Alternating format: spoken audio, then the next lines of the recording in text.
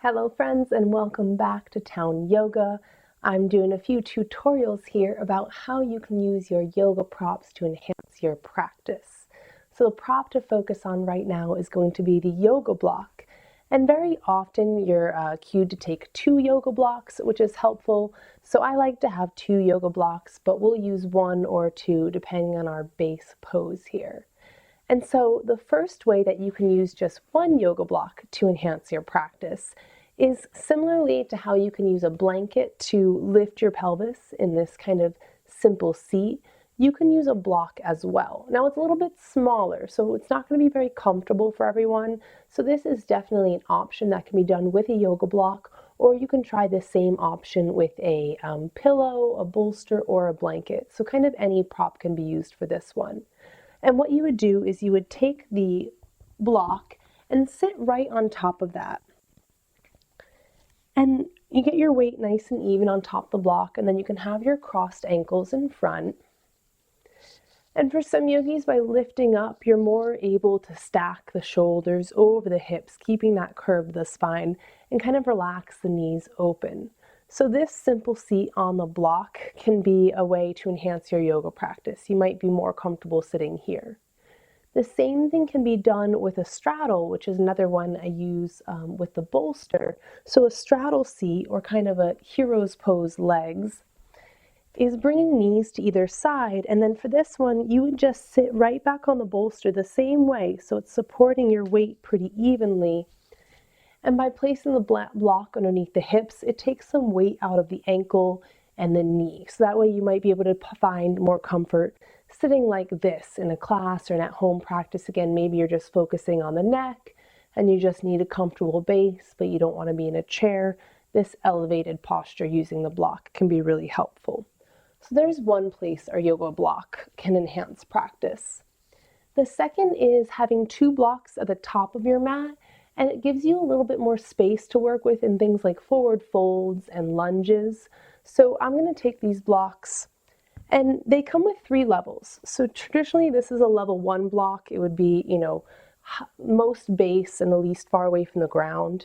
And then you have level 2 where you turn it a little bit higher, and then level 3. And with each one you just lose a little bit of stability. It's a little bit shakier. So you want to be careful getting the space you need, but also making sure that you have a firm base. So when the blocks frame the mat, the second level is a good place to start, and then you can kind of turn it up higher from there if you need a bit more support. So whenever you come to a standing practice and they're asking you to maybe do a halfway lift or a forward fold and you're reaching down and the ground's just too far away for comfort, the blocks can be used to bring the ground a little closer for a flat spine, or even to kind of help you get down to rounding. And then anytime that you step back into a lunge, these blocks can have a little bit more space, because with the ground sometimes you feel a little crunched or cramped. So I like to take my blocks pretty high up when I'm using them and have that, so that way you can kind of set your legs in the alignment that they like. The same with twists. Sometimes it's good to have a higher base to twist out of so it feels a little bit more comfortable.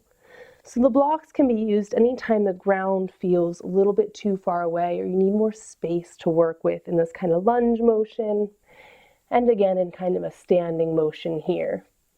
So the blocks are helpful there. And then the last spot where we'll go back to using just one block is a supported bridge. And out of supported bridge, there's a lot of really great stretches that you can take for the hips, even a supported shoulder stand. But you want to have the block really supporting the base of your body there.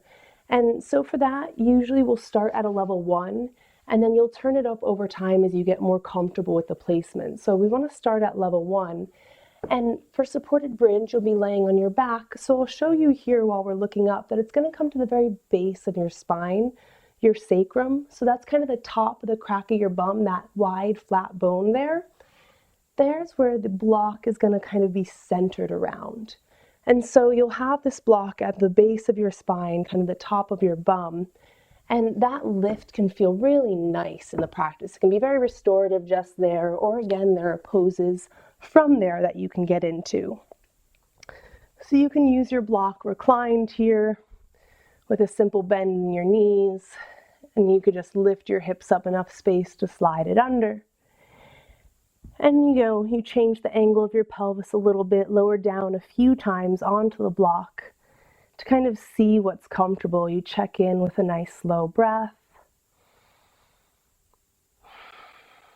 And if it feels a little off, maybe you lift and move just a tiny bit, check in again.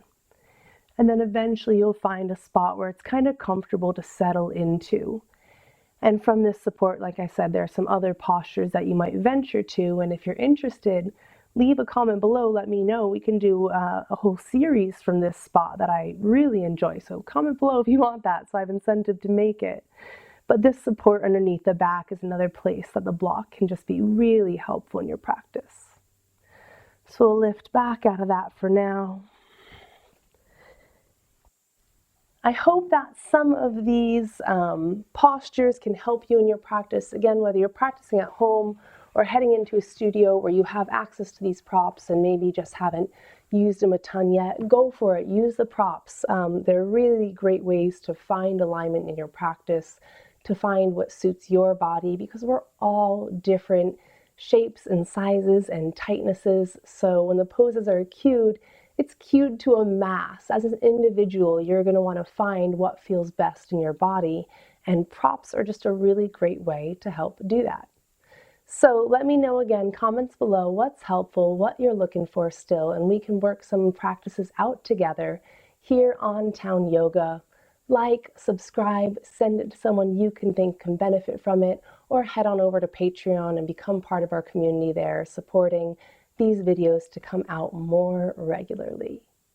We're going to end our practice with hands at heart center like I do traditional practices, a beautiful space where I can let you know that the light in me honors and respects the light in you. Namaste.